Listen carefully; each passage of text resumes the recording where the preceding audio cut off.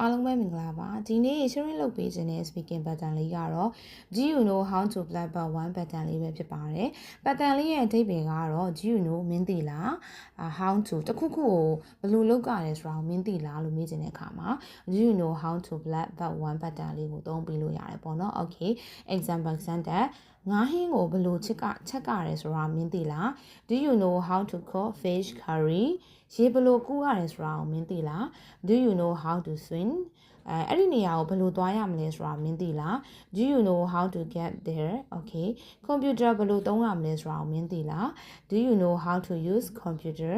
game ဘယ်လိုကစားရမလဲမင်းသိလား do you know how to play the game okay စပိန်ဘယ်လိုစီးရမလဲမင်းသိလား do you know how to ride a bike okay အဲ့တော့တခုခုကိုဘယ်လိုလုပ်ကြမလဲဆိုတာကိုမင်းသိလားလို့မေးချင်တဲ့အခါမှာ do you know how to သူနောက်ကနေ but one လေးလိုက်ပြီးတော့သုံးပြီးလို့ရပါတယ် thank you